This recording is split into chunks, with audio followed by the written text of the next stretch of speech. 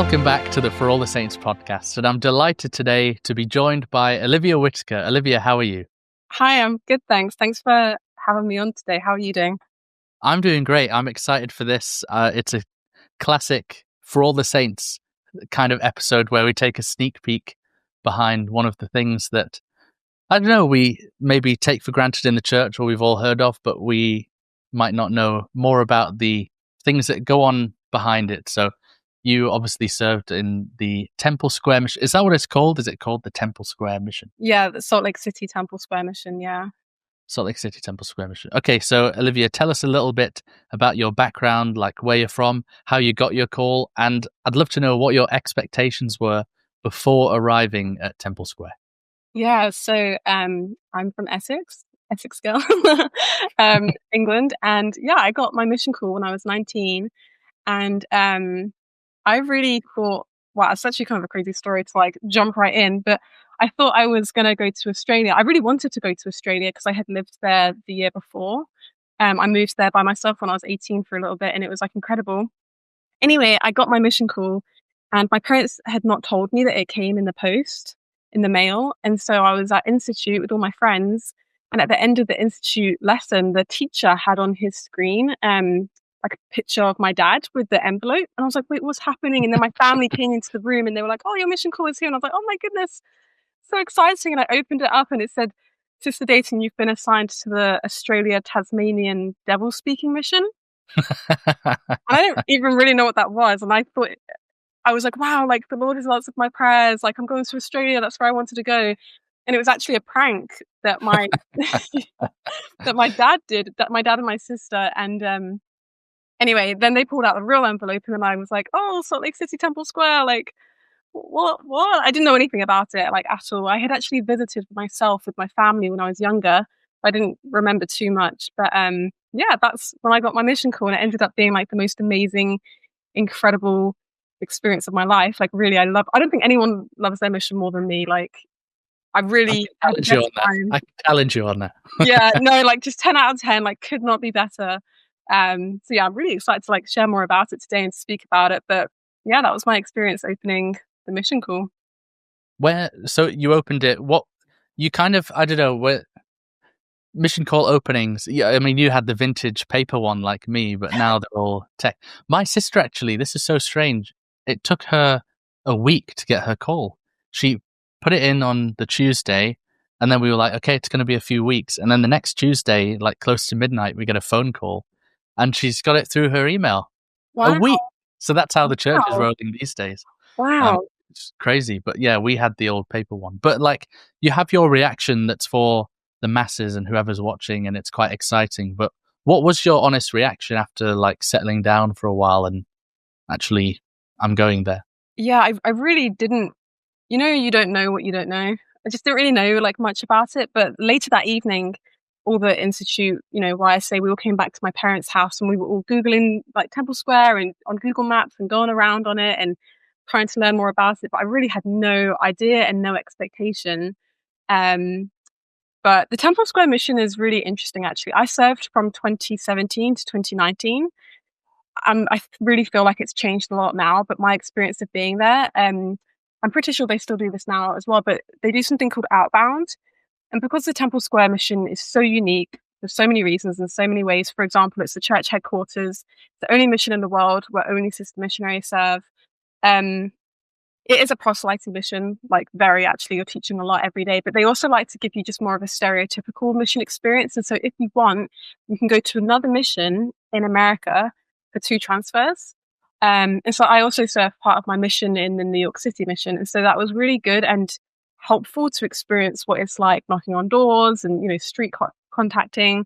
So rather, on Temple Square, people come up to us saying, tell me about your church, tell me about your religion. Instead, I had to go up to them in New York City and say, hey, you want to learn about our church and our religion? It was really good for us to experience that and to have a taste of kind of normal missionary life. That's so interesting. I didn't know anything about that. So for you, what did a typical day look like when you were on Temple Square, though? Yeah, so it's really, really, really busy. And there's a lot of unique things that come into the mission and come into the schedule. For example, everyone has like this is how it was when I was there. Everyone has a schedule, and every hour is like different assignments because Temple Square is a visitor center. Um, Everything has to kind of be like covered. So there's different buildings and different desks and different assignments. So someone always needs to be near this desk to help people and to explain some of the models there. And then someone needs to be in the tabernacle and explain the historic site of that and the assembly hall. And there was like a temple model, like a big dollhouse inside the Salt Lake Temple. You could explain to people what goes on inside the temple. And then you all kind of like move around and have different shifts and covering different assignments. But it's not just on Temple Square as well. Some of it was at Welfare Square or the Humanitarian Center or the Beehive House as well. And so sometimes you'd drive to go to other locations. But it was really clever how it all works, and we all came together to, make Temple Square run. For example, our sacrament meeting was at 7:30 a.m.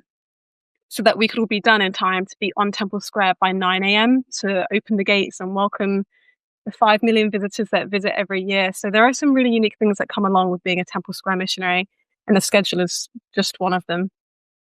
Do you get assigned like different languages, and are there zones like there are in the kind of typical mission? Yeah. A lot of people think that, I don't know, sometimes I had some kind of silly questions like, oh, so do you have companions? Do you have transfers? I'm like, yeah, we totally do. We get different companions, different transfers. We have zones, districts, district leaders, APs and everything like that a normal mission has. And we do have different assignments. And so, for 9 months of my mission, I was assigned Beehive House. I would do that for a few hours a day and then go to the other desks, but like kind of with a focus on that location. And then other transfers, you have more of a focus on other locations and other things. And we also did teaching center. That's like a huge part of the mission, actually, where we teach online people around the world. And I found that to be incredible and so amazing. So back in the day when you would go on Mormon.org and it had a little chat box, and you can request a phone call, you can request a Book of Mormon, or you can chat to people right there online. And so when you would go online to those, little chat box, it would go to other visitor centers around the world. And so we would cover like this time frame, and then the Honolulu Visitor Center would cover this time frame, and then the London Visitor Center would cover this time zone. And so around the world, like all the sister missionaries are just working in all the visitor centers around the world to teach people. And that was really, really special and really incredible, because I felt like we were just teaching the whole world, because we were. I was teaching people in England, in Brazil, and just everywhere. And a lot of my companions, I had 11 companions actually, and collectively they spoke 16 different languages between all of them. So I feel like I was around French and Icelandic and Russian and all these really interesting languages. And to this day, I feel like it's really shapes me. I love geography. I love languages. I love history and explaining church history and the stories of the pioneers. But it was really incredible to be with so many sister missionaries. I actually kind of felt like the MTC for anyone who served the mission. And you know how it is being in the MTC and you're surrounded by so many different nationalities and you all live together. That's exactly how it is on Temple Square. All the sister missionaries, we all basically live together, like a big sleepover every night. There's so many different languages and cultures. And people sometimes ask me even like, oh, so do you ever get bored just being on Temple Square, like just this one location, like basically your whole mission apart from those 2 transfers, those 12 weeks when you go out? And no, not at all. I felt like I had traveled the world, even though I just stayed in that one place. And it's because not only the sister missionaries are from all over the world, but the 5 million people that visit every year, they were from all over the world as well. Most of which are non-members. But yeah, it was just a really unique place in the world to be. That's fascinating. And I mean, this may be one of the stupid questions that you mentioned, but obviously for us, for like people who served kind of the normal proselyting mission, every transfer would get like a big transfer sheet where you would see, have I been moved, like different transfer calls and things like that. But with you kind of doing it more like you said, you're assigned somewhere your whole mission basically, but you would switch and have different shift places. Did you have anything similar to like transfer sheets and like transfer calls, and like were transfers quite for us, transfers were quite exciting because of that. And so I'm wondering, like, was there something that got you excited about a new transfer? Was there anything like that? Yeah. It was the same. Like we had transfer sheets and different locations, different companions, and different assignments as well. So sometimes I would be at Welfare Square for a transfer, and then back to the Beehive House, and then back to Westgate. Like all of these different. There's a lot of mission Right. lingo that's Temple Square specific, but yeah, it would be exciting. But also at the same time, because we are all in one location, if someone can't make their shift for one reason or another, it kind of sounds like work, doesn't it? It kind of was. Then you can cover it even if that's not your assignment, as long as you know the facts about the Beehive House, you can go there and take tours, like for other people. It was still exciting, getting a new companion and moving rooms, I guess, even though you move 12 doors down, like it's not too different. Um, but probably not as exciting as like going to another city in another country. Yeah, yeah. No, that's fair. I mean, it's still exciting though. I mean, sometimes transfers were terrifying, so that's Yeah. maybe a good part of it. But could you share with us, I don't know, an experience, like a time when something unexpected happened during one of your tours or visits? I'm excited to hear some stories. Mm. So yeah, we would do a lot of tours. I feel that the Temple Square mission sometimes is a bit misunderstood, especially like how it is now. It's just changed so much since I've been there because of COVID, and then because of like the temple reconstruction. It's all just completely different. Yeah, of course. Yeah. Yeah, yeah. In fact, I visited Temple Square shortly after COVID. And it's interesting because obviously the whole world changed. But Temple Square, there was only American sister missionaries there. And I was like, wow, like to me, like that's not even Temple Square. Like it was so, cultural, and I feel like it's maybe made its way back to being that way now. But obviously COVID it changed a lot of things. But yeah, we would take a lot of tours on Temple Square. That was my favorite assignment. That was my favorite thing to do. I loved it. I actually got really just passionate speaking in front of large crowds of people and guiding them around and telling them the history and then bearing testimony. And very often sister missionaries would actually lose their voice because you're just speaking all day every day and declaring the gospel. And I just thought, wow, what a blessing it is to like lose your voice because you're sharing the gospel so much. But yeah, I had a lot of interesting tours, and I also had a lot of everyone experiences this, but because Temple Square is the church headquarters, it's can sometimes bring in and draw bad attention from people who maybe really disagree with the church. So I feel like we got a lot of anti people coming and, doing some really cheeky things or some sketchy, dodgy things. And yeah, that was really interesting. And that was quite a big aspect of the mission, actually. That would happen quite a lot, to the point where other churches and other places in America would fundraise and teach and train their youth to come to Temple Square to practice. Like, but and they would go to other visitor centers, in fact, to practice on them, to train up for Temple Square, to try and Bible bash with us. And anyway, I feel like I learned a lot of. This is so prideful to say, but I feel like nothing. I've heard it all. Any anti-argument, anything against the church, I've literally heard it all. Anything, and so if anything, that was kind of like a something for me to build up a lot of resilience to, and to really question myself, my faith. I feel like a lot of people, in any mission, you kind of question like, wait, why am I really here? And is this really true? But if anything, that like really solidified my belief a lot. But yeah, tours were so fun and so interesting. And for me, it's all about humans and it's all about relationships. And by the end of a tour, sometimes the tour is just one person and it's usually an hour long.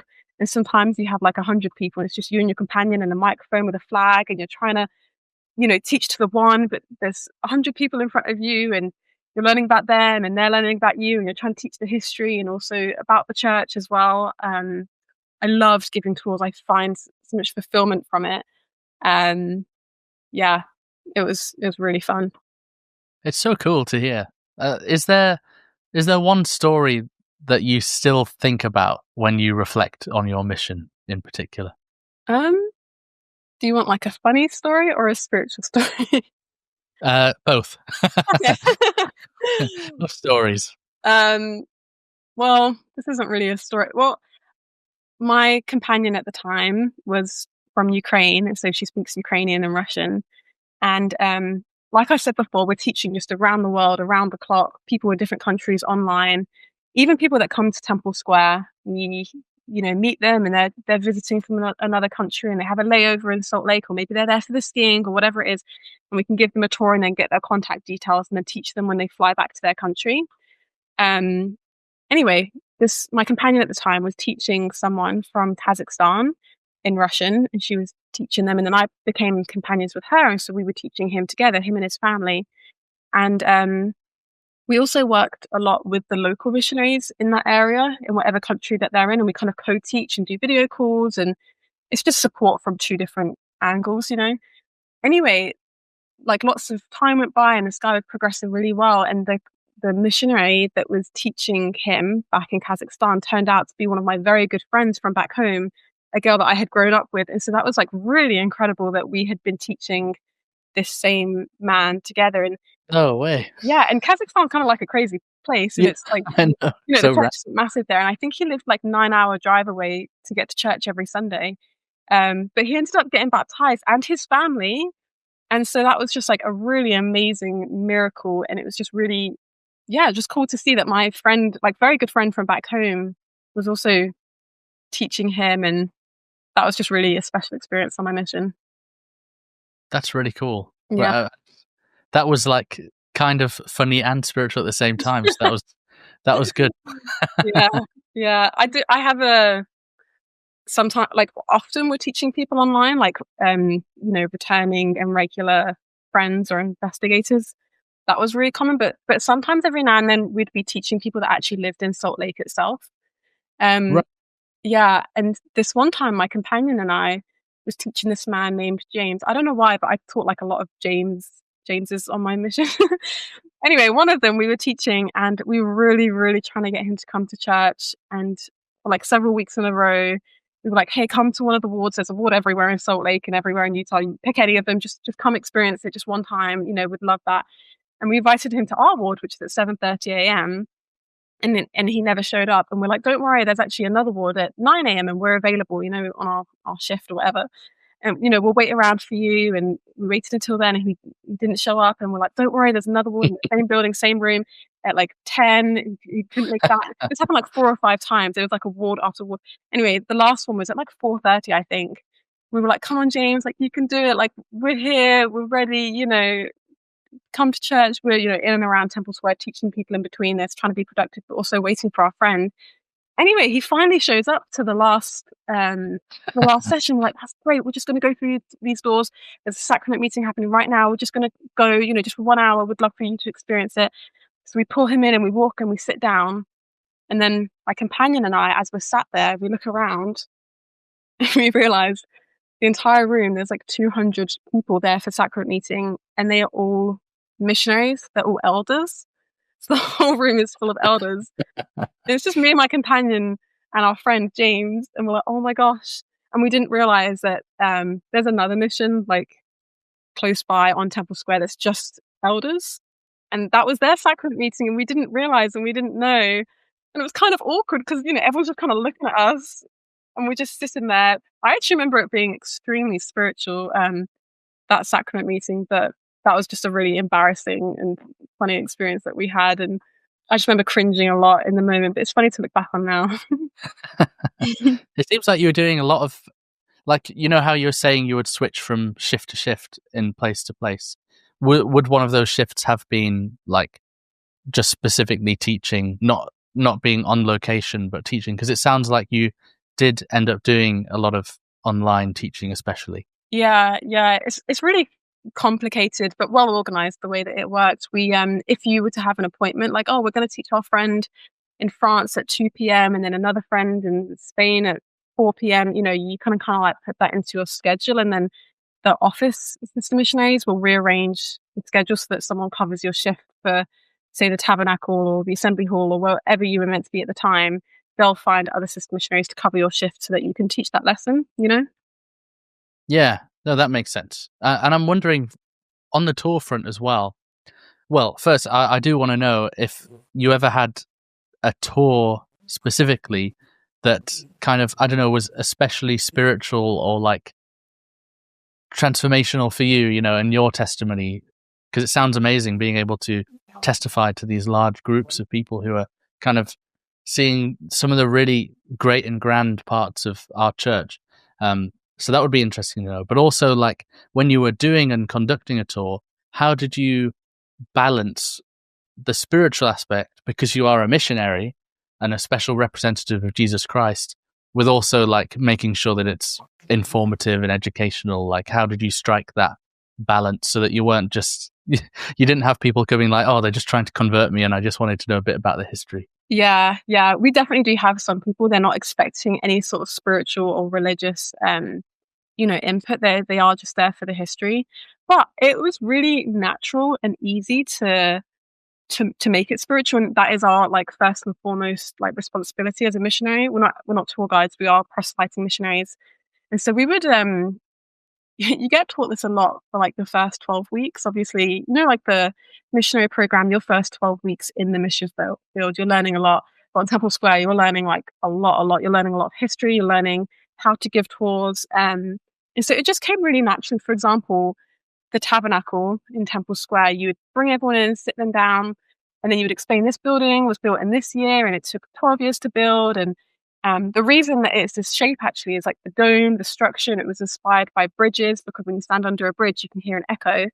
But back then, in the 1800s, they didn't really have microphones, but everyone wanted to listen to the prophet. And the prophet is a man in our church who is ordained of God to speak on behalf of God, to share his message. And how could they do that with no microphone? So they built this building, and the prophet would stand at the front and speak. And the echo would be like, the acoustics of that building is like incredible. And Oh, everyone wow. in the room can hear the man speak at the front. And that's really important to us as members of the church, to listen to the prophet and to hear the things that he's saying. And twice a year, they would have a meeting in this building called General Conference. And we actually still do that now, twice a year. We don't use this building anymore. We have an upgraded version, but members of our church listen to the prophet speak twice a year to hear his message. I feel like I'm basically giving a tour right now, but just thought it's quite natural to link in like the history and the architecture with the doctrine and theology of our church. And some tours would definitely be more historical than spiritual, but very often people would be more interested in the spiritual. They would ask like, oh, okay, so like, who is this prophet and what's his name? And how do you know that he's a prophet? And what happens when he dies? And all of these very natural questions would come about.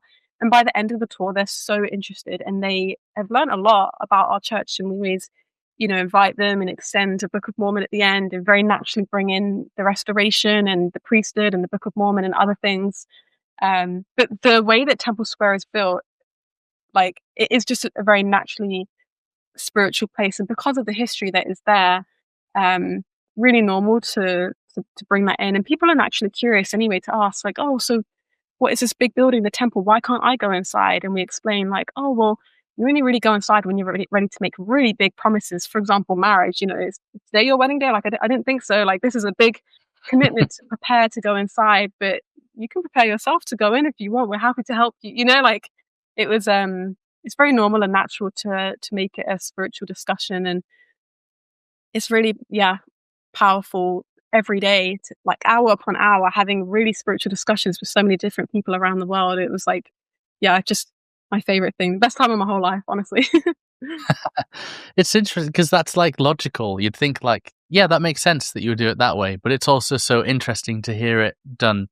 And I guess the principle is the same with other missions, because when you're trained to teach people and like approach people on the street, it's very much like, how do you relate it to them so that it's normal and natural to then turn into the gospel? Because you're not just going to go straight, like, they can see the badge, they can see that you're missionaries, but you're still not going to go straight in with like teaching a gospel principle straight away without kind of establishing some sort of rapport or getting to know them a bit, and or asking them how their day is even. So Exactly. it is interesting to hear that. Yeah. Because I've never been on a tour myself there, because when I'm there, I don't know, I already know about it, but I should go and You learn. definitely should. Yeah. Even my husband and I, we visit Salt Lake quite regularly. A lot of my family live out there. And we still do tours. Even though I, used to give tours there 6 years ago, I still ask for a tour, because even just talking to the sister missionaries and hearing their life experiences and their testimony and their perspective is so educational. Even if you do know the doctrine of the church and you know the history, it's always like a fantastic experience just to have these human connections and relationships. I would recommend any member just to take a tour there anyway. And even it's a good opportunity to testify to other people who are on the tour who don't know anything about the church. When they mention the Book of Mormon, you could say, "Oh yeah, I've actually read that book. Like I love it. I read it every day. It changed my life." It's nice hearing it from other people as well. I have a question well, obviously I have a question because I'm interviewing you, but that would be better if I didn't have questions. But with spending so much time on Temple Square, did you ever get to meet or interact with apostles or members of the First Presidency while you were serving? Yeah, almost daily, I would say. Almost daily? Yeah, you see them walk around all the time. By the end of your mission, it's so normal. But yeah, you just see them all the time, just walking around, or you just go into City Creek next door into Cafe Rio, and they'll be there, or at lunchtime, or you do see them around a lot. You especially see them in the underground tunnels on Temple Square, which is a cool. Conspiracy. Yeah, yeah. It's like my favorite part of the mission. It's so cool. But yeah, there are loads of tunnels underground. And, the security and the gardeners and sister missionaries and the general authority, they all use them. And you see them walking around there a lot, just getting from place to place. And it makes sense. It's faster often, actually. In fact, at Christmas time when Temple Square put on the lights, like they're really big on their Christmas lights. It's so, so busy. That's definitely when we have the most members come and visit, whereas throughout summer, it's mostly non-members. But yeah, at Christmas time with the lights, it's so busy and just packed full of people. And so that's when we really use the underground tunnels. And it's so funny because you see someone on one building and you're chatting to them and then, see you later, bye. And then you quickly go on the underground tunnel and you pop up in another building and they're like, whoa, how'd you get here so fast? Like, it's fun. Yeah, I love that.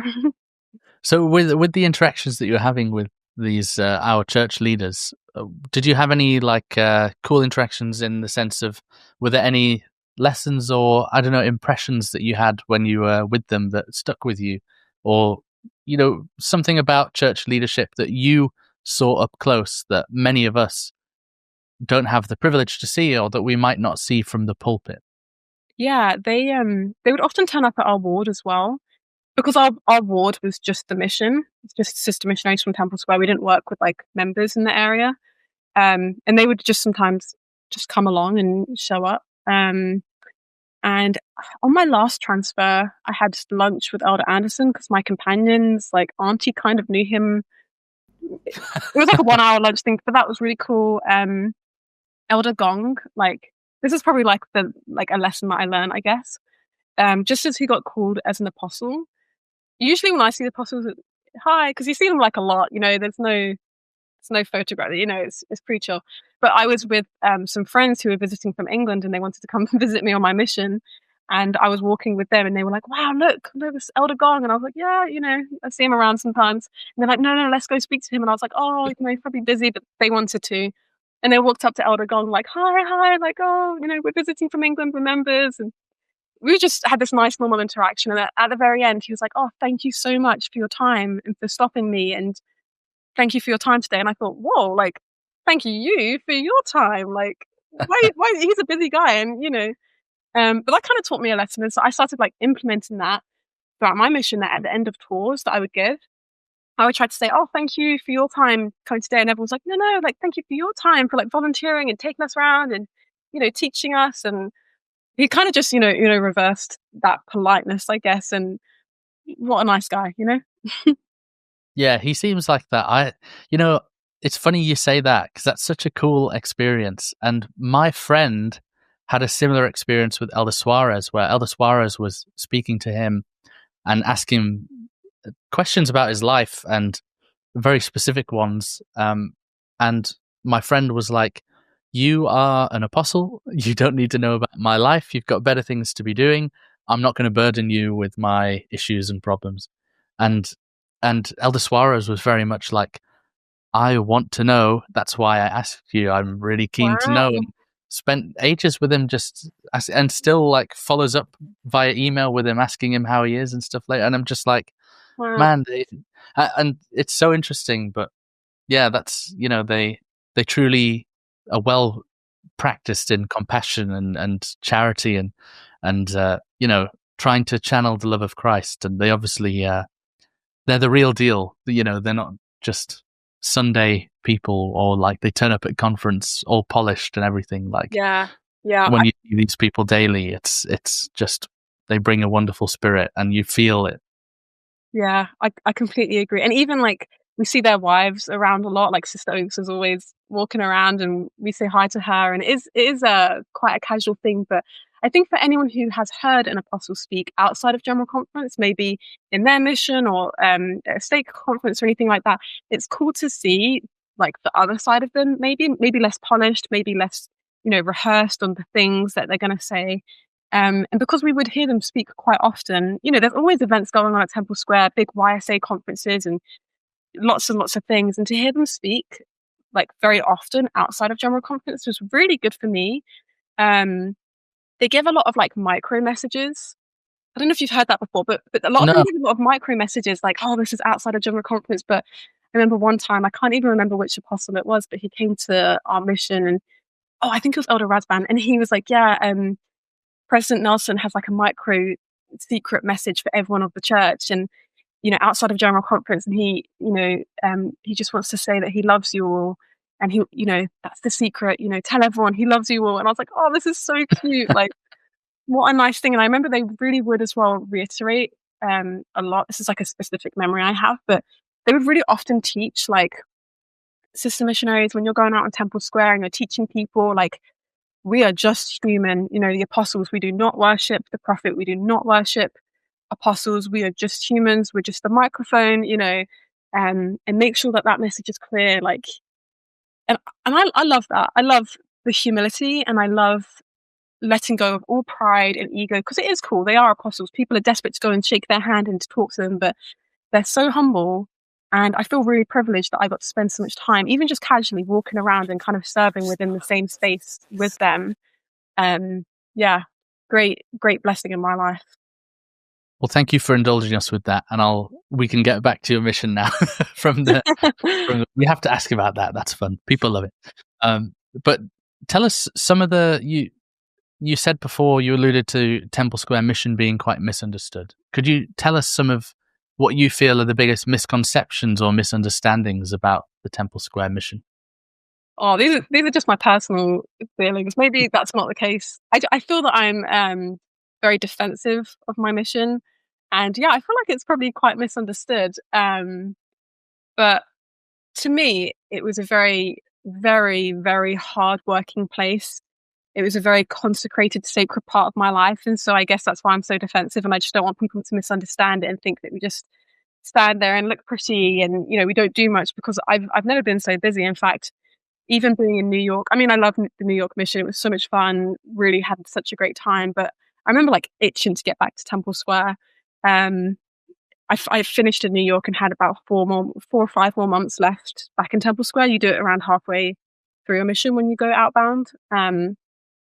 And yeah, I feel that Temple Square, it's probably changed a lot. I was there 6 years ago, and it's definitely changed a lot with all the reconstruction. There's less, kind of to see right now, but that will be finished soon, and it will open up and blossom again. But yeah, I don't know. I feel like maybe people think that the Temple Square mission isn't a real mission.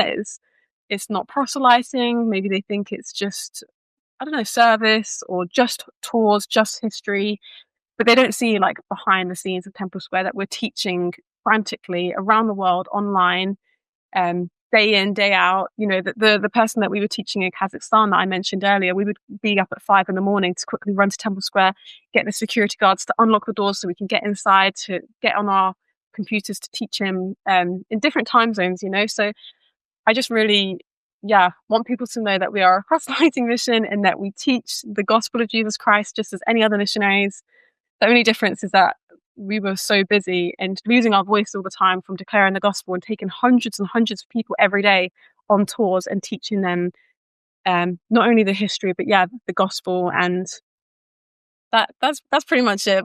I feel like I'm just probably just a personal issue. I feel so defensive about it, but it's such a great place, and I really would recommend everyone just to visit, because it's consecrated grounds. It's very sacred, it's very special, and I feel so like proud to be a member of the church, like being in the church headquarters, and even Welfare Square and the Humanitarian Center. Like, I really gained a testing of how much good the church does now that I know like the facts and the ins and outs. And even participating in that myself, helping the church to serve. Yeah, it really gave me a testimony that this is like Christ's gospel, and that this church is pretty much, in my opinion, run the way that he would want it to be run, especially in terms of charity work. And yeah, it's willing to give, and its effectiveness, and its organization. I love organized religion. I know a lot of people, it's like a trendy thing to say, oh, I don't like organized religion, but I love organization. And I wouldn't want a religion that's unorganized and messy and unproductive and not effective. You know, the more organized it is, you know, God is a God of order, and his gospel and his church, the way that it's run, you know, even having the church office building so close by, and yeah, seeing the way that it functions and runs, more of a logistical thing, but to me, even that is a testimony of like the truthfulness of the church. Like, yes, it's run by imperfect people, but it's very effective, and it does a lot of good in the world. It really does. And yeah, it's kind of like a unique testimony from like a weird way, but just, yeah, serving on Temple Square in its different capacities. And even with the history, like, yeah, it's a great organization, not just an organization, but a great religion, a great church, which I think can help you have a great relationship with God as well. I really like that point about organized religion, because that seems to be a really trendy, Yeah. doesn't it? Of like, oh yeah, I know, I love God, but I hate religion and all of that. And yeah, through so many of the interviews that I've done on here, people have had the same reflection where they've been blessed by organized religion in a way that if it wasn't organized, they wouldn't have had that blessing. And so they actually would have felt quite lonely, because we are, after all, separated from God in a fallen world here. So it's like, it's cool that you're close to God, but like, he's got everyone there to kind of be close to him so that they can bless you and you can bless them as well, which is like a huge part of it. I was interviewing this woman, Diane Foley, who went through a tragedy when her son was publicly beheaded by ISIS, and he was being tortured. And she said, the community at my church was so good to me during that time, constantly asking and supporting, and they just give meals and everything. And I've had the same. I mean, you and your husband, when we were having our baby, you know, brought us so many meals and things like that. So, you know, we have that's organized religion, you know what I mean? And it's a shame that some people have had negative experiences with, which are unique and uncommon, I would say. But the vast majority have this great blessing of the organization and the community that comes with that, and the resources that we can all pool together and help people out charity-wise when we do organize it. So I love that point, and you saw it firsthand there, which is really cool. And kind of following on from that, you got to go to New York on the outbound for 12 weeks, which must be cool. Like, out of all the places in America to go to New York, that's really cool. In fact, did you get to pick that, or did they assign you it? Like, yeah, no, it goes back to the 12 apostles, and they've reassigned you just as if it was a normal, you know, mission call, but it's just a temporary reassignment. And they can send you to any of the 48 states in America, so not Hawaii or Alaska, but somewhere else. Yeah, and it was really cool that I got to go to New York. I feel like I got the best one, you know. I was going to say, if you're allowed to pick, I'm sure everyone would be picking New York. Yeah. But having been able to compare that with what you're doing day by day at Temple Square, what did you see were some of the maybe unique challenges, but also blessings? Well, you've kind of covered some of the blessings, but particularly the unique challenges of your mission setting. That's a great question. So when I was in the New York City mission, it had just combined from the New York South and the New York North mission. So like the week I got there, it suddenly, you know, the missions merged. But the New York City mission at the time also covered part of Connecticut. So I actually spent the first 6 weeks in Connecticut, and then the next 6 weeks in New York City, and then I went back to Temple Square.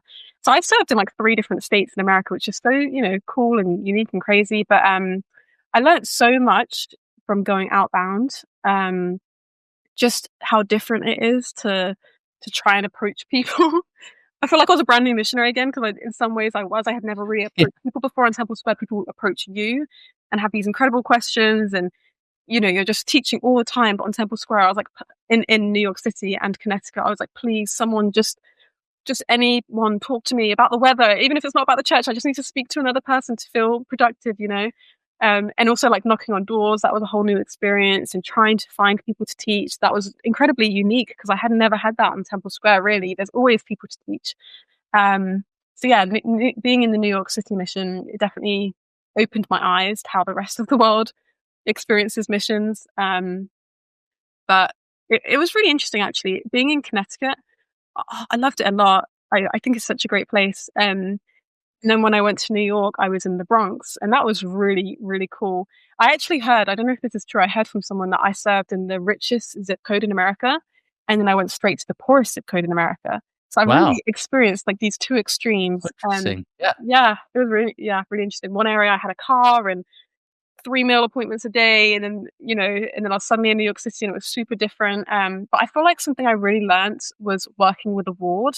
I didn't even realize that that was missing from my mission experience, but being in those wards and being with the members and teaching with members and getting to know them and their families, and um, that was like really amazing and really cool. And those connections like really strengthened and built my testimony. Um, and I didn't realize that that's what I had been missing from Temple Square, because we don't work with a local ward at all. The ward is just our mission. And, you know, the people that you live with and you eat breakfast, lunch, and dinner with, everyone, you know. Um, and I wish that I had actually like made more of an effort, even with the members that I was with in New York City, because that's the only members that I had worked with, you know. And I feel like, you know when you have like a really cool missionary come serve in your ward, and maybe they've been home for a year, but you're like, oh, do you remember that one sister missionary or that one elder? They were Yeah. so cool, Yeah. they were so good. And they kind of like leave their mark on that location. Whereas on Temple Square, I feel like it's hard to, you don't really leave your mark because there's no one there to remember you. In fact, I'm still friends with a lot of the security guards on Temple Square, but other than that, like, no one knows I was there. Like, you know, I didn't make my mark on a specific location apart from New York City. But and that kind of like got me down for a while. I was like, like, I'm just going to be here, teach loads of people around the world, and then go, and no one, you know, no one's going to really remember me being here. But I think I just learned that that's okay, and I'm actually just teaching people around the world, and I can leave a mark on them and their specific, you know, experiences. But that was, yeah, definitely a unique part of being on Temple Square, then being away and then coming back. And not everyone gets to do the outbound experience if you had visa waited in your home country, which quite a lot of sister missionaries did, actually, because they're almost completely Right. international. I think when I joined the mission, only like 20% was from America, and there was 44 languages spoken in my mission at that time. Yeah, it's so international. And then you can also decide, oh, I just want to stay in Temple Square the whole time. I don't even want to go outbound. But a lot of people did choose to go to another state just to experience that, and I think that's really good for them. That's so cool. It's an element of Temple Square mission that I never knew before. So I guess that's the benefit of learning more about it, is I had no idea of that. Now, something I found interesting from a previous conversation that we've had is that you left your mission with a love for Brigham Young, which is something is something that, you know, he's kind of a polarizing figure in our church history, isn't he? And I love him too. So I just think he's amazing what he was able to accomplish. Well, Yeah. through what God was able to accomplish through him and with him, and his faith and boldness amazes me. So tell us about how you came to appreciate Brigham Young. I would love to. He is just a misunderstood man, I think. No, but I mean, I just learned a lot about him. I did. I learned so much about him, and um yeah, like kind of Was this uniquely. at the Beach House? Yeah, yeah, Was that his yeah. So that house? was his house, the Beehive House, and I, you know, uniquely served 9 months of my mission in the Beehive House. And so that's where I learned a lot about him, and I was teaching people about him every day and about his family and just so much of his life. And I read his daughter's autobiography twice, and so I just learned a lot about him. And yeah, he's I think a great prophet, a great guy, a great man. He's human. He's not perfect, as are we all, you know. But I do feel that he is misunderstood and a great guy, and did so much good, like he did in the world. He did so much good for Utah and for the church, and yeah, like so much, so many experiences that he had. Um, showed great character, I think, actually. I know so many people would disagree with this. I can just see how they're hearing this conversation thinking, oh, this girl doesn't know about this moment. I'm like, don't worry, I do actually. The Um, good thing is, the people that have stayed this long into the conversation will be the people that will be fine with it. yeah, hopefully. But yeah, I really just learned a lot about him and the good that he did. And like, for example, when he died, he was I'm forgetting because it was 6 years ago, but he was like the chief ambassador for the Indian affairs for the Native Americans who lived there at the time. And he adopted many of those children himself to care for them and look after them. And he was very good friends with the chief. And then when Brigham Young died, the chief famously said something along the lines of like, "Oh no, now who will be our friend?" Meaning like Brigham Young was such a good friend to us, did so much good for us. And yeah, I just think he was a really fantastic man and did so much good and was so entrepreneurial and so diligent, especially in bringing the everyone over, and just leading and having the faith. And I just, yeah, learned so much about this great man that I've like never met. But yeah, being in his house and being there like almost every day for 9 months, we would take people from room to room and share like the artifacts and like about his life and even just details, about the furniture that's there or the time history and why they did that and how they were really resourceful. And there's just so many details. Like, for example, they had this like storeroom at the back, and they would be very like self-reliant in terms of like food and food storage. And they had this like little shop, and the kids would help out.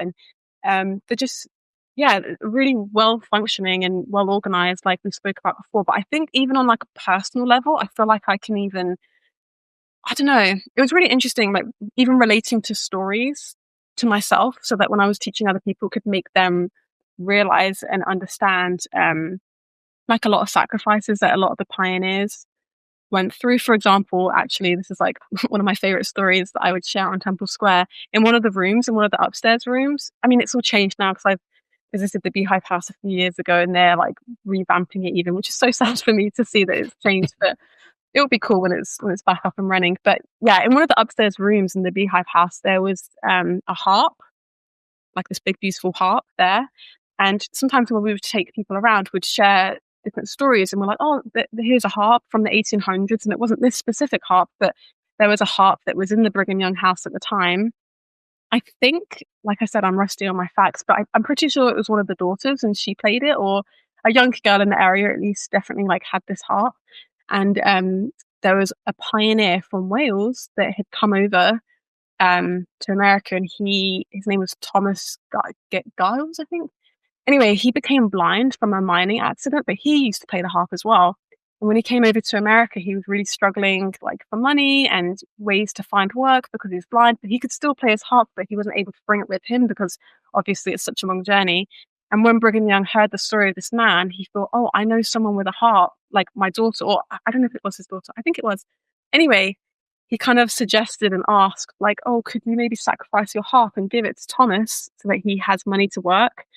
And it was a really, really hard sacrifice for this girl to leave her harp behind, but she gave it to him, and it really helped him a lot. And he was able to earn money and eventually buy his own harp and just like change the life of this man. And this girl sacrificed that for him. And I would love sharing this story with people because I play the harp and I left my home back in England to come here to teach you about the gospel of Jesus Christ. And to get what I'm saying, I would just love sharing stories like that and making it come to life and relating it to maybe them or to me, or just to share the examples of the pioneers and everything that they went through. In fact, I remember in the MTC, I told my companion, we were just talking about life and, school back at home. And I was like, yeah, I really, my least favorite subjects are history and geography, which is so funny because Temple Square is like so historical and so geography heavy. Not only Yeah. the missionaries, but the people that would come and visit as well. But by the end of my mission, I was like, I love history, I love pioneers, I love geography, I love languages. And yeah, so many amazing experiences. What would you say changed in your testimony the most after those 18 months? I'm not sure if I should share controversial things. I gained a lot of testimony on really difficult church history facts. For Interesting. example, polygamy. My understanding of that has like done a 180 degrees, and it's still, I just, yeah, would obviously teach that every day in the Beehive House. So I'm very comfortable with the topic of polygamy, and just my understanding of it is at a place where I feel so good, and I love sharing that with other people. But I don't know if now is it's not the time for that. But yeah, let me have a think. Yeah, probably like a lot of church history topics. Really, my testimony I feel like is very very strong with that. Um, this is like so just generic and typical, but really like something that became very strong at the end of my mission is like God's love for all of His children, no matter where they're from or who they are or what they've done. And I just really felt so like unified with the whole world and every nation, and just the gathering of Israel, and yeah, speaking, unto every tongue. And I just really feel God's love for everyone. And even like the sister missionaries that I served with, like they strengthened my testimony so much. And there's such a sisterhood with the sister missionaries on Temple Square. And to this day, like, in fact, just a few years ago, my husband and I, we traveled around Asia for 3 months. And this is so like oddly specific, but I would go around to all these different Asian countries. I think we went to like 9 Asian countries, and it was incredible, just having the time of our lives, backpacking, me and my husband. And I kept saying to my husband so many times, like, oh, you don't get it, you don't understand. But sometimes I see the faces of the locals in the Philippines or in Thailand or Taiwan, and I see literally the exact faces of the sister missionaries that I serve with. I can't describe it, but they look related, or that must be their cousin, or like, obviously it's not, these random people, but just my understanding of like, wow, like, these people were all children of God, we're all related, we're all, together, and just, yeah, serving so closely with, I think there was like 230 sister missionaries at the time that I was there, and we're all living together. We all have breakfast, lunch, and dinner together. We're all mission-wide meetings twice a week. We're all just so close together. And it really just, yeah, made me realize God's love for all of His children in every single nation. We're all the same. And it's just, yeah, it was really special to be so connected with so many different people from around the world, and how there is so much peace to be had in the world, to share cultures and to share a love for the gospel. And something I really loved is all the sister missionaries that were there. Like, the one thing we had in common is we were all there because of our love for the gospel. It wasn't just a really cool book club or a skiing club, or sometimes you can have these experiences in life and you spend like a week with people, and because you're all there for some horse riding club or whatever it is. But the common denominator that we had was like the coolest thing, because we all had this understanding of the gospel and of who our spiritual parents are. And I find that to be so powerful, more powerful than any, common love for a sport or whatever it is. I find that to be really, really special. And yeah, those sister missionaries are just very special to me. That's really interesting. Thank you for sharing that. I like that you have kind of the church history aspect, which was a very local thing, and then you have that really international aspect of it as well. And I think that's like a reflection of the church as well. You have all the cool stuff in the headquarters of it and everything exciting there, but really the church is this amazing global thing around the world, and everywhere you go there are these amazing members of the church and people just striving to follow Jesus Christ. And I love that. And I think, tackling those difficult church history questions, like it must have been great to have the context of, I don't know, you can talk about Brigham Young, but like, have you been in his house and spent time in there and learned about these things while being there and in the surroundings that he was in? And that must be, I don't know, a different feel. So thank you for sharing that and for your insights. And this has been really fun, and I'm thinking of a good way to wrap this up, maybe to ask you what's one thing you wish every member of the church knew about the Temple Square mission, like the key message that you would have everyone share. And you don't have to feel defensive about it in this one. Or maybe if what would you say to people if they're visiting Temple Square? What's one kind of thing you'd share about the mission in relation to people who end up going to Salt Lake City? I would highly, highly, highly recommend, if you were to visit Temple Square, just take a tour. It doesn't matter if you've been a lifelong member, if you are less active, if you're just learning about the church, or if you know nothing about any Christianity or anything, just take a tour at Temple Square and learn from the sister missionaries that were that day given to you to share the tour on Temple Square. I really would highly recommend that. And I think the fact that I still do that myself, and I myself had served a mission on Temple Square, and I still take tours, it's not really about the history, it's about those sister missionaries and what they have to share that day for you. They do a tour every hour on the hour at the flagpole. And yeah, I would really recommend taking a tour and giving that time to learn something new, because we will have new things to learn, and I guarantee you'll learn something new, either about yourself, about God, about the history. I really recommend taking a tour. Awesome. Well, Olivia, this has been so much fun. I always love these episodes where we kind of take a look behind the curtain at different aspects of church, callings, missions. So it's been really fun, and I thank you so much for coming on the show. Yeah, thank you for having me. I hope you've enjoyed learning a little behind the scenes about Temple Square. I certainly have, and of course, people drop your thoughts in the comments as well, and let us know any impressions that you had as well. But thank you again, and yes, have a good evening. Thank you, Ben. Thanks for watching For All the Saints. This show needs your help to grow. Please like the video, comment your thoughts, subscribe to the channel, and share this with someone you think would enjoy it. Thank you.